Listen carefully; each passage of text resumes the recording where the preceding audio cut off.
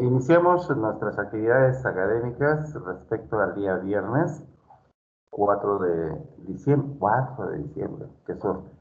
Muy bien, tenemos el día de hoy un trabajo de exponer. ¿Quién le toca, mi querido Renato? Doctor, disculpe, hoy día viernes había teoría. ¡Au! Perdóname, hoy día me toca teoría, me toca a mí. Bueno, me había pasado. ¿Ves como yo también me equivoco? Voy a levantar mi diapositivas. Perdóname, gracias.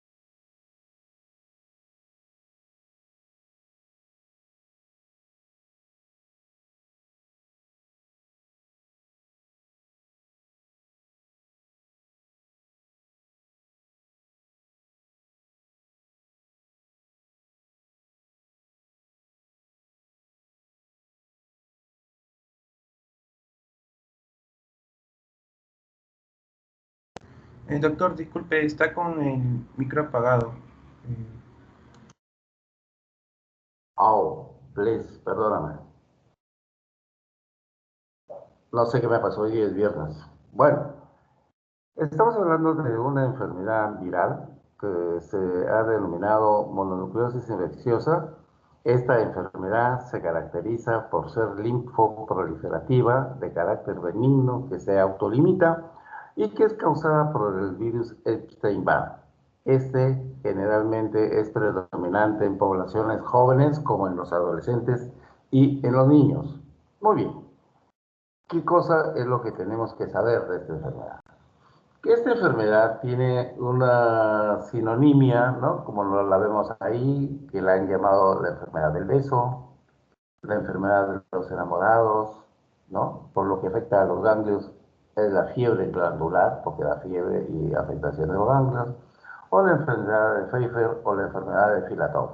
Pfeiffer y Filatov fueron unos estudiosos que en esos años hicieron una investigación respecto a una pandemia que sucedió en Estados Unidos después de un evento deportivo, digamos unas Olimpiadas, en donde concurrían jóvenes de todos los países del mundo, ¿no? Y de tal manera que al término de las Olimpiadas, después de 30 días, ¿no? Entonces empezó a que todos los que habían estado participando en esas actividades empezaron a hacer un cuadro febril, y ese cuadro febril se acompañaba de reacción ganglionar cervical predominantemente y acompañado de un cuadro amigdaliano, ¿no? O sea, una reacción ganglionar a nivel del anillo amigdaliano, ¿no? Que lógicamente llamó mucho la atención. Entonces tuvo que verse sobre un estudio relativamente qué cosa es lo que había pasado, ¿no? Y como decimos que esta enfermedad es la enfermedad del beso, ¿no? O de los enamorados, lógicamente se supone que en esas concentraciones de personas, ¿no? Hay interrelaciones personales, ¿no? Que terminan en una relación amical, ¿no? Que le llaman la relación de enamorados. Entonces, se estudió que el agente causal, ¿no? Por sus características, que no era maligno, ¿no? Entonces era una enfermedad que se autolimitaba por sí mismo, ¿no? Vean ustedes cómo a través de los años, ¿no? Hacen un estudio Filatov o Pfeiffer, ¿no? Dándole que esta enfermedad se caracterizaba por fiebre. Olvídense que es otra enfermedad con fiebre. La fiebre produce malestar general, produce molestias abdominales, produce hepatoesplenomegalia y linfoadenopatía. Esa era la característica de esta enfermedad. Entonces, ellos la trataron de llamar, ¿no? La enfermedad de es la enfermedad glandular, de tal manera que porque esto se daba en grupos familiares, ¿no? En personas que habían estado muy juntos, y se hace que nosotros veamos que los que realmente se comprometían eran adultos jóvenes, ¿no? Que previamente no habían estado enfermos, lógicamente, ¿no? Pero tiene una peculiaridad, ¿no? De que dentro del estudio mismo, para el caso de darle el propio nombre, entonces que este se caracteriza por presentar dentro del frotis, ¿no? La presencia de linfocitos atípicos. Tal es así que desde el año 1964, en que Epstein y colaboradores, ¿no? Describen la presencia de ciertas partículas, ¿no? De un virus parecido al herpes, ¿no? Lo cual lo llevó a hacer biopsias en pacientes que tenían linfoma de Burkitt.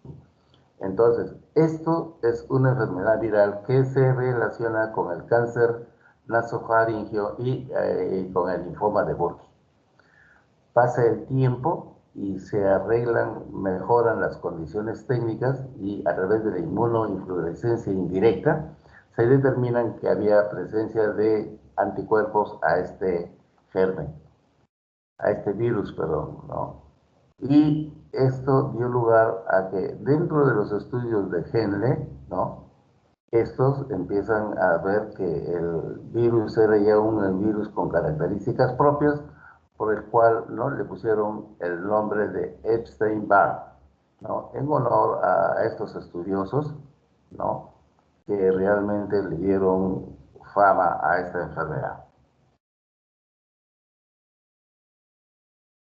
¿Qué cosa es lo que tenemos que saber, ¿no?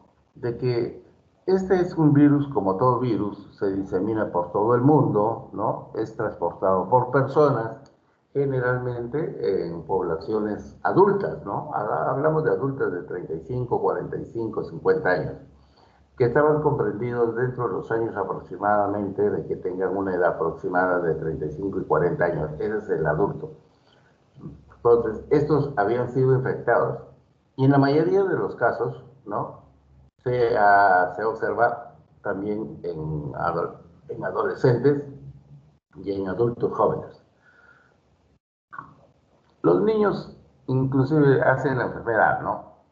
Pero desaparecen rápidamente, ¿no? Cuando ya van en pleno proceso de desarrollo y o crecimiento. Como ustedes sabrán, ¿no? Los virus tienen características propias que ustedes ya saben, ¿no? Que pertenece a una familia del herpes viridie, que tiene una cápside, que tiene una proteína envoltoria, ¿no? Y que viene generalmente de un ADN bicatenario, el cual generalmente produce características propias, ¿no? Que tiene un neocápside y eso le va dando las características virales, ¿no? Tipo herpes.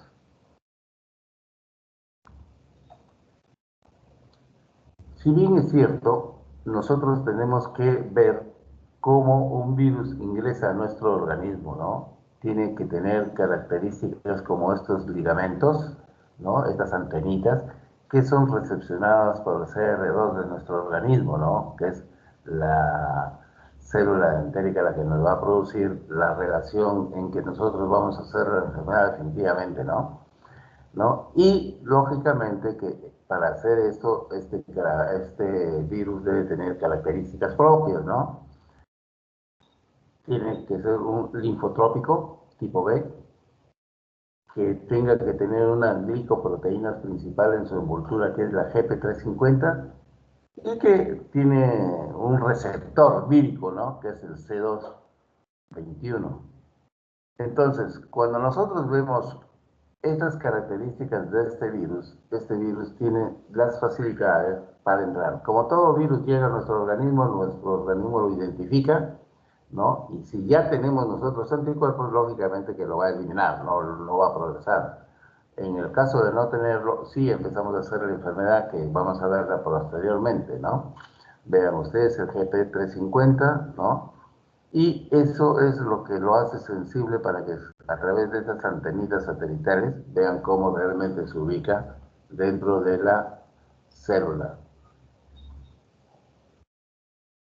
Dentro de la patogenia, vamos a ver nosotros el periodo de incubación, ¿no? Yo les decía, esta actividad deportiva, ¿no? Se realizó en 30 días. Entonces, pasados los 30 días, a los 60 días, ha hecho su periodo de incubación, ¿no? Después de 30 días todo andaba con fiebre, con adenopatías, ¿no? Entonces, ¿qué pasaba? Le daba opción a que este virus se replique a nivel faríngeo, ¿no? Dado que ahí se encuentran los linfocitos B y se inicia pues la respuesta inmunológica que yo les decía indubitablemente con la cuantificación del CD4 y del CD5 que son nuestros mecanismos de defensa. ¿Cómo llega hacia nuestro organismo? ¿No? Porque esto generalmente, los anticuerpos, ¿no? Actúan frente a las plaquetas mismas que nosotros tenemos, ¿no? Y a algunos antibióticos que se automedicaban en esa época.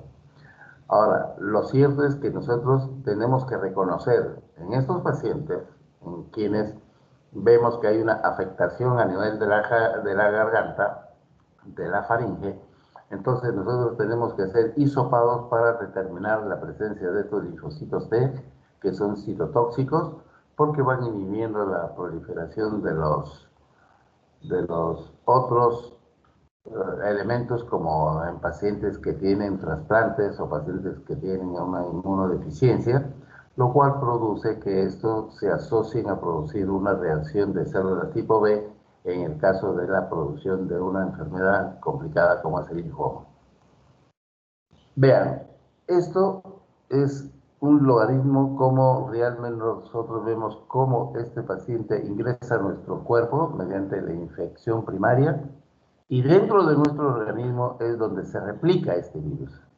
Una vez que se replica este virus, nos va a producir sintomatología, ¿no? De que si esta persistencia fuera permanente de nuestro paciente, lógicamente vamos a ver de que la enfermedad se va a dar tal y conforme realmente nosotros la estamos recopilando, ¿no? Aquí lo que hay que ver esencialmente es la participación de nuestro organismo, ¿no? En que hace la replicación del germen cuando no tiene los anticuerpos adecuados y genera la infección que nosotros estamos considerando, ¿no? Que a través de las células epiteliales hace su localización en casi la parte superior del árbol respiratorio y nos da claramente la determinación de la presencia de este virus en la salida de los pacientes. Vean, acá lo que tenemos que cuadrar específicamente son los 4 periodos de la enfermedad, ¿no? Toda enfermedad, por su naturaleza, hace su periodo de incubación. Y el periodo de incubación está desde la aparición de los síntomas, ¿no? Que el virus entra por la cavidad oral, ¿no? El prodrómico, cuando ya está haciendo una reacción de respuesta, como es un cuadro amigdaliano, porque la enfermedad se localiza en cavidad oral, ¿no? Y vean cómo ahí empieza a ser el cuadro de viremia, ¿no? O sea, la asociación de la fiebre y todos los pródromos de un cuadro viral agudo. Y en cambio, en el estado ya de periodo o en el periodo de estado, ¿no? Vamos a encontrar reacciones a nivel de la piel, ¿no? Que es casi en el 20%, presenta un exantema macropapuloso, ¿no? Lógicamente después se va asociando, ¿no? La esplenomegalia, a la presencia de la determinación de los linfocitos atípicos, adenopatías y linfotropismo. Pero de igual manera, esta enfermedad, como es viral, puede irse al sistema nervioso, al aparato respiratorio y al hígado. Y pasado estos 3 periodos, el periodo de regresión. Decíamos que una enfermedad benigna, ¿no? Que con ciertos sintomáticos, ¿no? Puede regresionar, ¿no? O sea, periodo de la mononucleosis infecciosa es el periodo de incubación, el periodo prodrómico, el periodo de estado y el periodo de regresión. Eso es lo que ustedes deben saber en esta enfermedad. ¿Que puede volver? Claro que sí vuelve, ¿no? Esto nos grafica lo que sabemos todos, que en todas las enfermedades hay un ciclo, cómo se desarrolla esta infección. Esto hace que el individuo se contamine, ¿no? Y la inhalación por vía oral hace que la primera localización en reaccionar es la cavidad orofaríngea. Como ahí se encuentra el anillo amigdaliano, ¿no? Hace un cuadro inflamatorio de los ganglios amigdalianos, dando un cuadro de amigdalitis aguda, severa, y esto generalmente hace que ahí tengamos nosotros, ¿no? La oportunidad para ver si es que esto encontremos los linfocitos B en lesiones paraneoplásicas, ¿no? Como es el caso del cáncer rinofaringio, en la enfermedad de Hodgkin, ¿no? El linfoma no Hodgkin, el linfoma de Burkitt, ¿no? Y a través del rinocarcinoma, ¿no?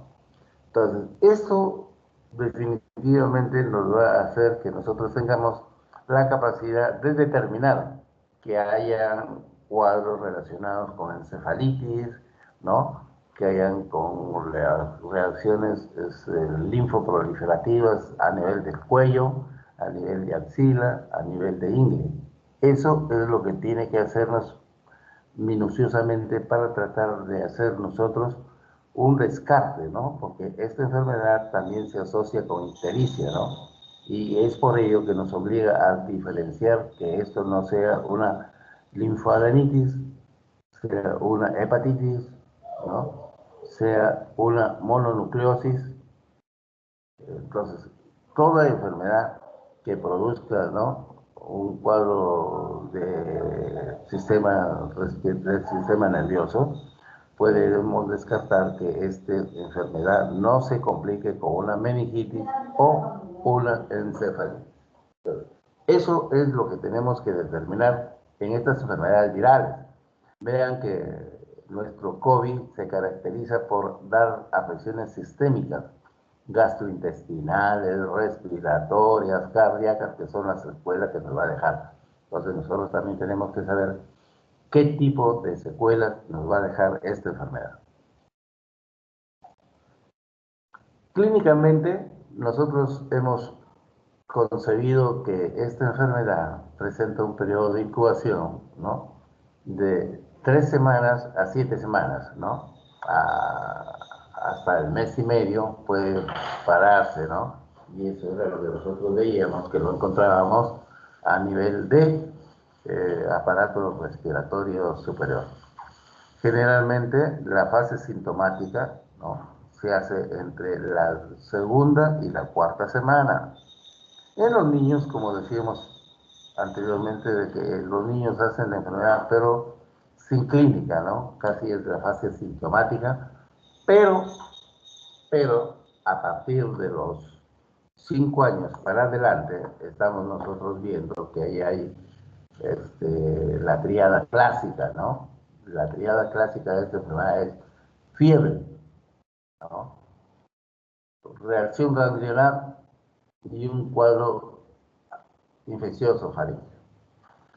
Entonces, eso es lo que tenemos que ver, eso es lo que tenemos que ver, lo que hay que determinar.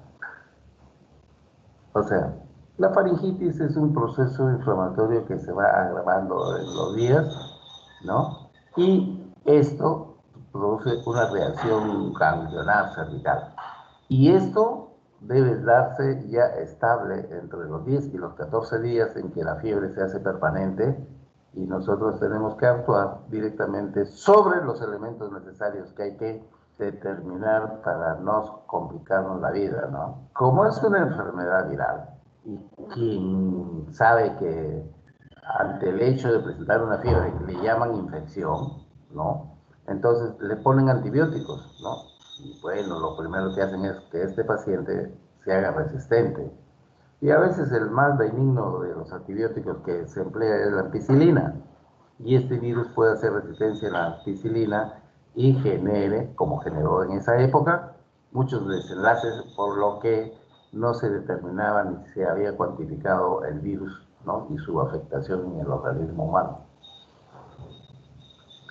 Esto nos permite ver que las manifestaciones, ¿no?, que caracteriza a esta enfermedad, miren, en mayor porcentaje tenemos el dolor de garganta, ¿no?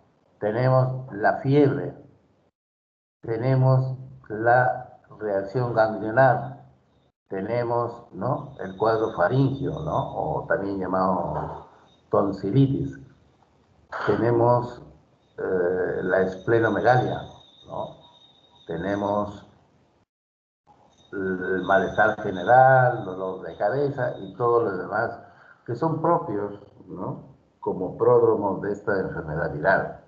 Hay una especie de sarampión, ¿no?, pero que definitivamente en el momento que empieza a aparecer la fiebre, tenemos que irlo controlando con sintomáticos.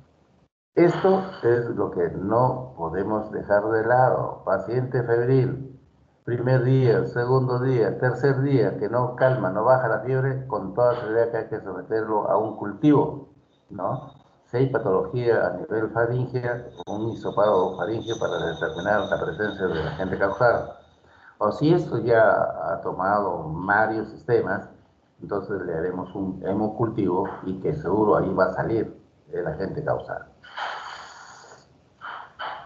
Esto es lo que ustedes deben estigmatizar, ¿no?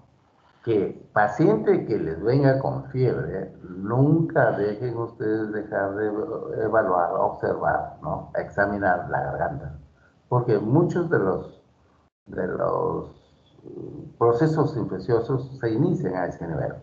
Puede ser una otitis, una conjuntivitis, una faringitis, ¿no? Entonces, eso nos produce una reacción del anillo de los ganglios, ¿no?, de amigdalianos, ¿no?, y en los niños las adenoides, que nos hacen pensar definitivamente que esta enfermedad les va a producir, aparte de lo que estamos viendo, vean ahí esas placas de pus, ¿no? Es una cosa muy aguda, ¿no? Eso les va a producir fiebre, ¿no? Va a haber cierta sensación de cansancio por la fiebre, por la dificultad de la garganta, el dolor de la garganta y la reacción de los ganglios. Triada, faringitis o amigdalitis, ¿no?, fiebre y reacción ganglionar. Ahí está. Eso no se les puede ir de la mano porque es una enfermedad poco común, pero que está presente siempre en poblaciones jóvenes, ¿no? Ahora, consideremos que las relaciones heterosexuales o homosexuales tienen un símbolo que de caricia, de amor, que es el beso, ¿no? Pero vean, con todo este tipo de cosas que hay, que se dan, hay que tomar ciertas precauciones, ¿no? Hacer sus colutorios, ¿no?, para tratar de eliminar la cepa que pueda tener, ¿no?, a nivel de la cavidad orofaringea. El virus del COVID, primeramente antes que haga la enfermedad, permanece 3, 4 días en la garganta. Y si nosotros no hacemos los colutorios, ¿no?, entonces esta enfermedad va a seguir su proceso y va a determinar, ¿no?, a veces con la muerte de estos pacientes. Y vean cuál es la implicancia de estos tipos de enfermedades, ¿no? Una simple virosis puede darnos trombocitopenia, puede darnos trastornos como anemia hemolítica, puede darnos eh, ruptura esplénica, nos puede dar un cuadro de hepatitis aguda, ¿no?, un cuadro de colestasis, nos puede dar un cuadro de encefalitis, meningitis, parálisis de los pares craneales, neuritis, mielitis, ¿no?, psicosis, que esto hace que en un determinado lugar no se le dé prioridad al aspecto infeccioso, ¿no?, y crean, ¿no?, que esto es producto de un proceso inflamatorio, ¿no? Entonces, no puede haber una reacción psicótica si es que no hay una complicación por enfermedad y nos dé una reacción asociada de fiebre, ¿no?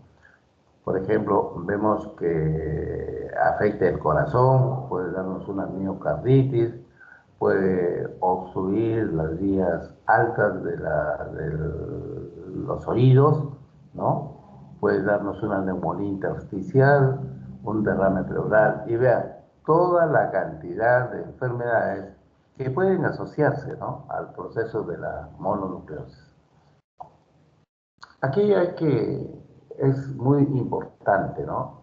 Si nosotros médicos, sabemos que estamos por la epidemiología, ¿no? Es una persona de 14, 15 años, ¿no? 20 años, ¿no? Supuestamente que está enamorada, ¿no? Que besa apasionadamente, lo único que está haciendo es intercambiar gérmenes o saprofitos de una boca a otra boca, ¿no? Y si uno de los dos es sensible, uno de ellos agarra la enfermedad.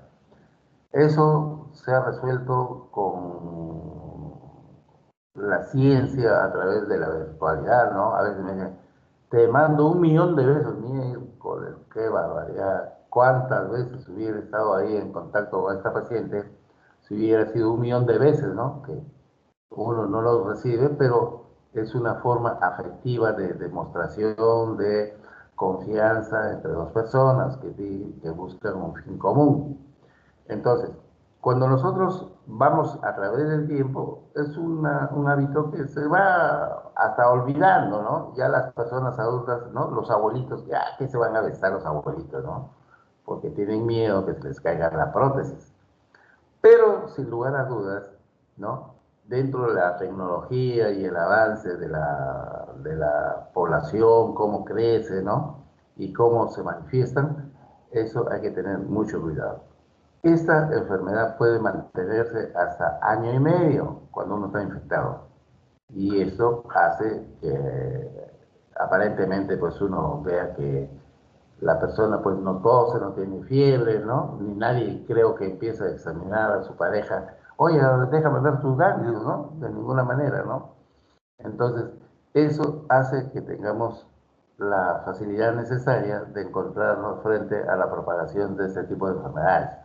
Enfermedades que de una u otra manera pasan inadvertidamente, pero cuando se descompensa nuestro estado de salud, con toda seguridad que actúa, ¿no? Si bien es cierto, la gripe es un virus, ¿no? Y si a la vez por ahí nos hemos contagiado con un Epstein-Barr, con toda seguridad vamos a hacer la enfermedad.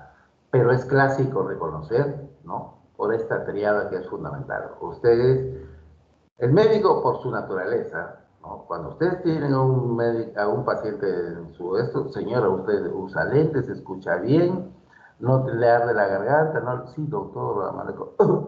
A ver, habla, luego examine, ustedes van a tener ahí un cuadro migrañano crónico, ¿no? Se supone que como es una reacción ganglionar a cualquier proceso infeccioso o a una noxa infecciosa, es la primera que reacciona y ustedes tienen que decir, señor, usted ha tenido, por decir, conjuntivitis, que usted ha tenido gripes frecuentes, que se han infectado, o algún día tuvo una infección del oído. Usted, la historia clínica es fundamental y dentro de ello nos obliga a que seamos súper meticulosos.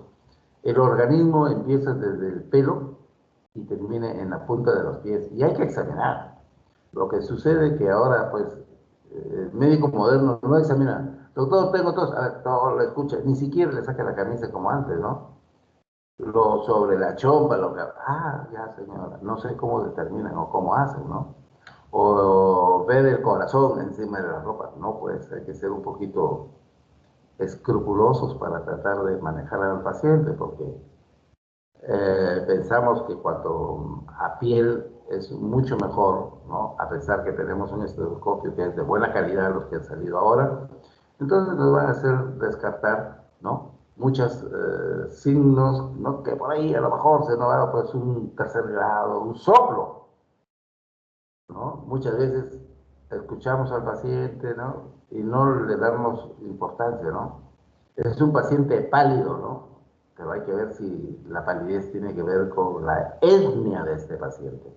Si es un americano, tendrá que ser blanco, pues, ¿no?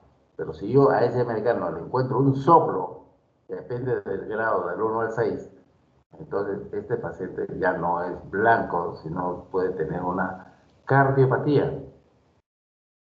Y generalmente en sociedades muy convulsionadas, muy convulsivas, ¿no? Como la americana, donde tiene que trabajarse 3 horarios, desde las 8 de la mañana hasta las 11 de la noche, entonces hay un estrés marcado.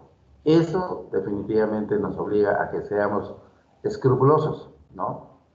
Vean de que un chequeo médico, estoy hablando, ¿no? Tiene que ser como la historia clínica que todos hacemos en nuestro hospital. A través de la historia, hemos encontrado de que la historia clínica es un prototipo para todas las sociedades y todas las razas y todas las culturas, ¿no? Que todos tienen anamnesis, tienen análisis, tienen examen clínico, tienen evolución de tratamiento. O sea, no es que el médico va y solamente hace el tratamiento. Acá que tenemos la facilidad de que nuestro interno, ¿no? Que está en su etapa formativa, tiene que ser la mayor cantidad de historias clínicas, ¿no? Pero si yo tengo que ver a un paciente en la clínica, con toda seguridad, ahí no hay interno ni residente, y usted mismo hospitaliza a su paciente, usted mismo le hace la historia clínica. ¿En qué tiempo se realiza la historia clínica? En 30 minutos, no es más, ¿no? Pero la capacidad de los alumnos que se les da, por ejemplo, de que en esta rotación de 17 días, el alumno vaya evolucionando a su paciente, ¿no? Para la presentación de su trabajo, que es la historia clínica, y de eso tienen nota. Acá, de igual manera, mientras el sistema sea virtual, no le podemos hacer historia clínica porque el paciente, el alumno no va a tener dónde hacerla, ¿no? Entonces, tratamos de suplantar, hacernos la idea de que cerrando los ojos vamos a encontrar al paciente que estamos presentando, ¿no? Por ejemplo, el paciente que tuvo botulismo, que tuvo ofidismo, fue mordido por una serpiente, paciente que tuvo dengue, ¿no? O paciente que tuvo leptospirosis, lo vamos a ver en vivo y en directo. Lógicamente que para llegar al examen tenemos que tomar las precauciones, ¿no? Y ahora les doy una noticia de que el Ministerio de Salud está tomando en consideración que debemos iniciar ya las actividades académicas, ¿no? En el mes de enero.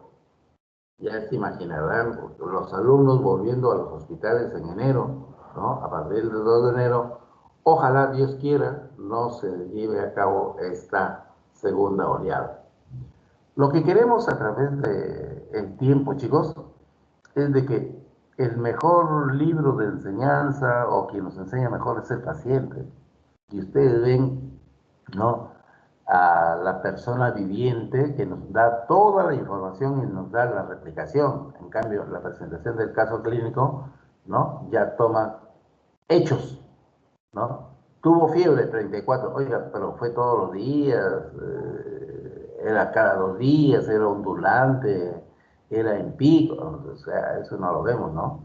En cambio, cuando nosotros pasamos visitas con los alumnos, cada alumno va escuchando, como lo están escuchando ahora, ¿no? Pero viéndolo en su paciente, no solamente lo escuchan, ¿no? Sino que lo ve en su paciente, y eso es lo que nos va formando, ¿no? Ya se imaginarán ustedes qué mal estamos, qué mal andamos en el conocimiento, ¿no? Y eso no depende del profesor, depende del alumno. ¿Se han dado cuenta, chicos, ustedes de Villarreal, en qué grado, en qué grupo, en qué lugar estamos? Estamos con un promedio bajísimo, 11 de promedio, no puede ser posible. Entonces la nota tampoco lo hace, pero tenemos que tener la suficiente capacidad de que la información que nosotros les reiteramos a través de este equipo es para que ustedes tengan una idea, una noción, qué cosa es la mononucleosis. Entonces, yo era un atrevido, ¿no? Yo después de mi clase me iba y revisaba pues los libritos que nos vendía la universidad, ¿no? No sé si todavía Villarreal vende los libros de la editorial interamericana, ¿no? Entonces, que nos daban nuestros libros, claro que nos daban nuestros libros, lo comprábamos, ¿no? Cómodos en esa época, pero un libro en una biblioteca costaba, vamos a decir, 400 soles. La universidad nos vendía ese mismo libro a 100 soles.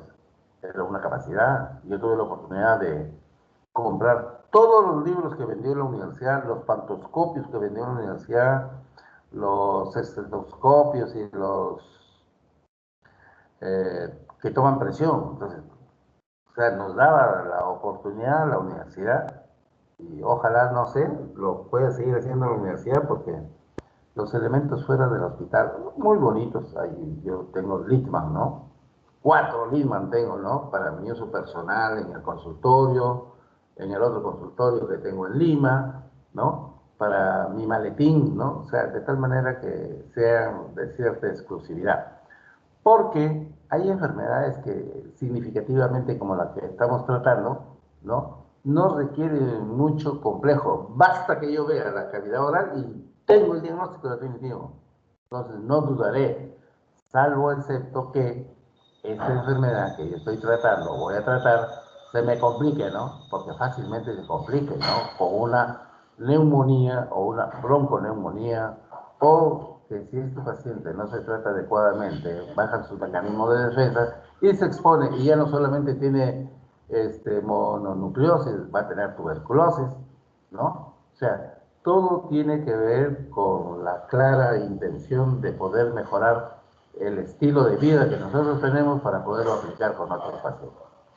Es así que estas enfermedades que aparentemente remiten, ¿no? No es que, bueno, me dio fiebre y ya va a remitir, dijo el doctor. No, no, no, no, pues si no tomas antipiréticos, pues vas a seguir haciendo fiebre, ¿no?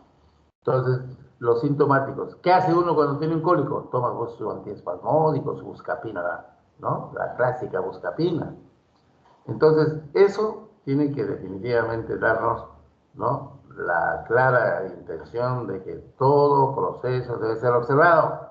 O la costumbre del paciente, ¿no? Mejora con la primera receta y ya se olvidó, pues. Ni siquiera regresa a la evaluación post-tratamiento. Bueno, se complique dentro de 3 meses. Doctor, sigo igual, no me he hecho nada. ¿Cómo? No se pase, pues. Ya pasaron 3 meses y usted no ha venido, pues ¿qué se ha creído usted? Que yo soy brujo, adivino, chamán. No, entonces el médico está en la obligación de orientar a su paciente de que después de una consulta tiene que venir a la siguiente consulta y si requiere de análisis, hacerle los análisis convenientes, ¿no? Como en este caso, el hisopado de cavidad orofaríngea. ¿Cómo llegamos al diagnóstico? Como yo les decía, el diagnóstico de la mononucleosis infecciosa es un diagnóstico eminentemente clínico, ¿no? Nosotros vemos fiebre, se ve la fiebre, se cuantifica, ¿no? Paciente colorado, ruboroso, ¿no? Entonces, paciente febril, ¿no? Paciente tóxico se le ve, ¿no? Clínicamente, señor doctor, que no puedo hablar, que me duelen el paciente dice las amígdalas, no sé dónde estudió, pero él dice las amígdalas, ¿no? Porque por ahí escuchó. Entonces, vemos que desde el punto de vista clínico nosotros tenemos presunción. Lo otro es secundario. Si tiene fiebre va a tener taquicardia, taquifinga, ¿entendido? Si tiene fiebre va a tener dolor de cabeza, si tiene fiebre va a tener malestar general, va a tener escalofríos, va a presentar coluria. Entonces, esos son los datos que nosotros debemos recabar para poder llegar a la definición de esta enfermedad. Clásicamente, ya cuando nuestro paciente está bajo nuestra observación y bajo nuestra tutela, nosotros le pedimos un hemograma. Nunca se olviden ustedes que el hemograma es indicador, que nos hable de deficiencias de ciertos elementos, ¿no? O nos hable de una reacción como la que vemos acá. 10.000 a 20.000 leucocitos es un proceso infeccioso y severo. Si lo normal máximo son 8.000, 10.000, este casi tiene el doble. Entonces, aquí hay un cuadro infeccioso agudo. Entonces, y dentro de ellos, ustedes son inteligentes y están pensando en mononucleosis, que dice, frotis, ¿no? Investigación de linfocitos atípicos. Y ahí les va a salir. Como es una enfermedad sistémica que se acompaña a veces de ictericia, ¿no? Vamos a encontrar que las transaminasas, la TGO y la TGP van a estar elevadas, justamente igual que la fosfatasa alcalina. Pero he aquí el kit de esta enfermedad. Hay una prueba especial, ¿no? Así como para la malaria, la gota gruesa, ¿no? Acá, de igual manera, la polvonet polvo negro, es una prueba específica para mononucleosis infecciosa, ¿no? ¿Qué cosa es lo que se va a detectar? Anticuerpos heterófilos, ¿no? Y las pruebas de moda que están, ¿no? Las pruebas serológicas, ELISA, Western blot, ¿no? Anticuerpos para ver la actitud de la forma aguda o la forma ya convaleciente, ¿no? Anticuerpos que tenemos que irlos viendo definitivamente para ir encontrando la importancia necesaria. ¿Que deja complicaciones? Claro que sí, deja complicaciones como toda enfermedad. El COVID está dejando ceguera, está dejando trastornos musculoesqueléticos, respiratorios. Vean, esto es lo importante de esta enfermedad, ¿no? De que en el hemograma, en el frotis que se hace, ¿no? Entonces se encuentran este tipo de eh, linfocitos atípicos, ¿no? No son como los demás, ¿no? Los demás son eritrocitos, pero estos linfocitos, ¿no? Son linfocitos que no tienen forma, vean ustedes, ¿no? Poco claros en el desarrollo de la enfermedad. ¿Cómo llegamos al diagnóstico? Decía yo que la parte clínica tiene que ser uno de los puntos importantes en que debemos determinar la triada clásica, ¿no? Tenemos que descartar que esto no sea otra enfermedad, ¿no? Si yo veo un solo ganglio, ¿no? Supraclavicular o en la región cervical, a lo mejor no es, ¿no?, una reacción, una linfadenopatía, sino puede ser una metástasis, ¿no?, de un cáncer pulmonar o un cáncer de estómago. Entonces, nosotros tenemos que ver qué cosa es lo que tenemos que pasar cuando creemos que es conveniente ser sometido a un estudio. Si nosotros vemos un paciente febril que no tiene reacción amigdaliana, ¿no? Y tiene otra particularidad, ¿no? Entonces vamos a decir que es una gripe, ¿no?, que ha hecho un cuadro bronquial. Este paciente, lógicamente, por presentar, ¿no?, problemas como malestar general, dificultad para deglutir o comer, ¿no?, o tiene cierta obstrucción de vías aéreas, como el caso del COVID, inmediatamente el paciente que necesita ser evaluado en un centro hospitalario. En esas circunstancias y bajo esas circunstancias, el paciente debe ser inmediatamente hospitalizado, mandado o derivado. Pero si este caso no lo fuera, ¿no?, vamos a ver que se trata de un cuadro de amigdalitis, ¿no? Este paciente se trata con antibióticos, ¿no? Y lógicamente que este paciente va a mejorar, se cura definitivamente. Pero si amén de esto, este paciente tiene un rash y es alérgico a la penicilina, lógicamente que este paciente hay que buscar, ¿no?, los linfocitos atípicos, hay que buscar que este paciente no tenga otro tipo de reacciones, ¿no? Se le hace reacciones serológicas para Epstein-Barr, ¿no? Y se piden todos los análisis relacionados a la función hepática para ver si hay alteración a ese nivel. Si esto fuera así, si las serológicas serían positivas, ¿no?, a Epstein-Barr, entonces tenemos ya el diagnóstico. Miren lo fácil que es, ¿no? Triada, dos cosas. Si el paciente está severamente en forma aguda, ¿no?, que no respira, con toda seguridad el hospital, porque nadie le va a llevar oxígeno a su casa. O si esto es un cuadro infeccioso, ¿no?, le damos antibiótico vía inyectable o vía oral y va a mejorar. Pero si este paciente, por A o B motivos, dentro de la prueba serológica sale negativa, ¿no?, este paciente de todas maneras no puede ser, este puede ser un falso negativo, ¿no? Pero no se le desprende fácilmente. Señor, venga dentro de 3 días, sigue con fiebre, ¿no? Ya, entonces este paciente ya tiene que hospitalizarse, ¿no? O este paciente ya está haciendo la enfermedad y como tal, tratarlo, porque eso es lo que requiere, ¿no? Tratarlo para que esto no nos confunda, ¿no? no nos confundan, porque esto puede ser un citomegalovirus, un VIH, puede ser una toxoplasmosis, ¿no? O puede ser otra enfermedad que le produzca deterioros en el paciente. ¿Qué cosa o contra qué enfermedades tenemos que decir que estamos haciendo frente a esta enfermedad? Uno, mediante el descarte de citomegalovirus frente al toxoplasmosis, ¿no? Al VIH, ¿no?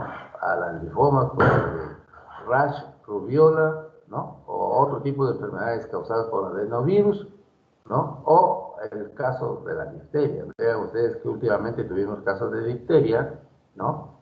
Bueno, es una enfermedad reemergente porque en ciertos lugares cuando no se vacunan, ¿no? Estos pacientes definitivamente pueden hacer la enfermedad. ¿Qué cosa es que se hace ante una enfermedad viral? Ante una enfermedad viral, lo único que se dan son sintomáticos, ¿no? Se dan analgésicos si hay dolor, antipiréticos si hay fiebre, ¿no? Como hace fiebre, no hay que perder que este paciente nos haga una deshidratación, hay que darle la cantidad de líquidos suficiente y tiene que estar en reposo. Paciente que hace fiebre, paciente que debe guardar mínimamente 24 horas de reposo en cama. No olvidemos que siempre hay que, a estos cuadros faringoamigdalianos, ¿no? Nos hace sobrellevar de que se puede agregar una sobreinfección, motivo por el cual el uso de los antibióticos está indicado.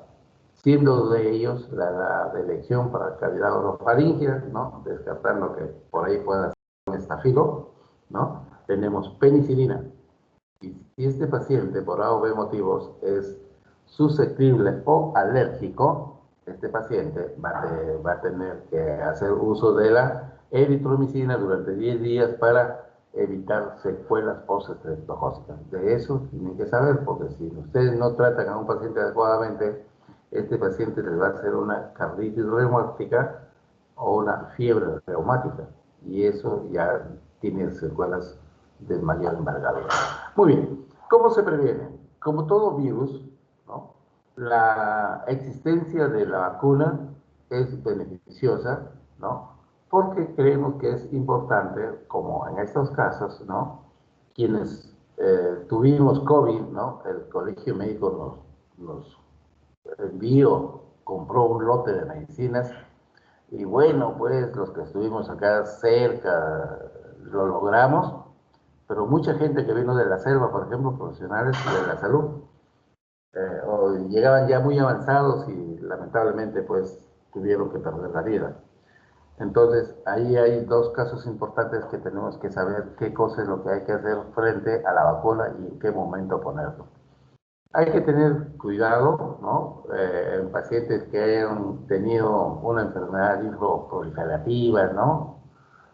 Pacientes que hayan sido trasplantados de médula espinal, pacientes que tienen tendencia a linfomas como el Burkitt o carcinomas nasofaringio, ¿no? Y hay que traer, ¿no? O tener en cuenta a esta población que está dada por los adultos jóvenes y los adolescentes que tienen el mayor riesgo de contraer la mononucleosis infecciosa.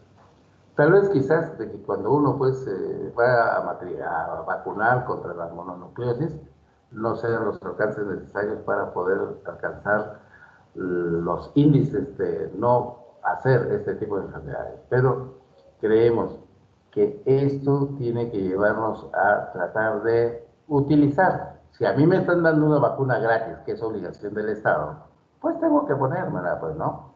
Pero, sin embargo, aquí como en otros países, ¿no? Se han creado los que reclaman por gusto, ¿no? No quiero vacuna, ya, pues no te vacunes, porque... pero el día que tienes la enfermedad no vengas acá.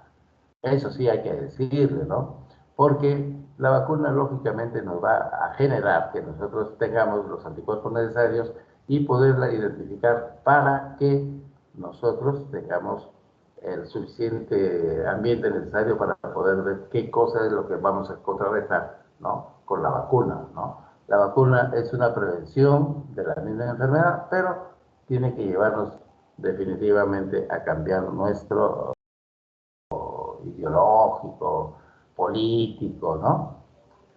Generalmente cuando viene la vacuna, los primeros que se vacunan son los que tienen plata, pues, ¿no? Se van a sus clínicas, ¿no? Pero creemos de que eso no debe ser parte del Estado. Es obligación del Estado, ¿no? Vacunar a la población vulnerable y a la población que está en riesgo de adquirir la enfermedad. Yo creo que eso es lo importante que ustedes tienen que saber, que definitivamente lo único que tenemos que lograr es de que esto no se convierta en pandemia, ¿no? Sepámonos cuidarnos.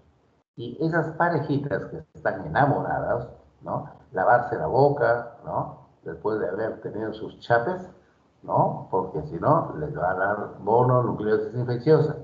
Y yo sabré, ¿no? Bueno, virtualmente yo les pido que abran su cámara el último día que los evalúo. Si tienen ganglios cervicales, seguro que están en un plan de no estudiar y estar, ¿no? En otras cosas. Excelente, chicos.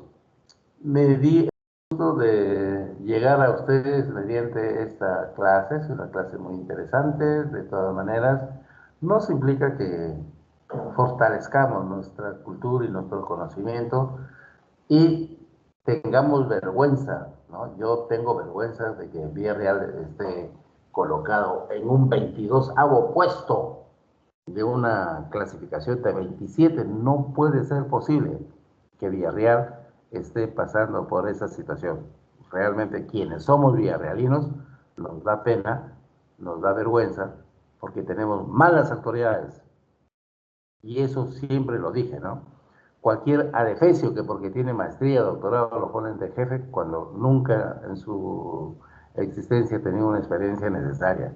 Y eso hay que darnos cuenta, pues la próxima vez no elijamos dejarnos como el que tenemos, ¿no? Que no hace nada, bueno para nada, ¿no? Y hay profesores que sí vale la pena que se mantengan y otros que se vayan a su casa, porque hacen de la docencia su negocio, ¿no? Cuando la docencia es vocación, espíritu, apostolado. Y yo me siento satisfecho de que durante 30 años de docente, ¿no?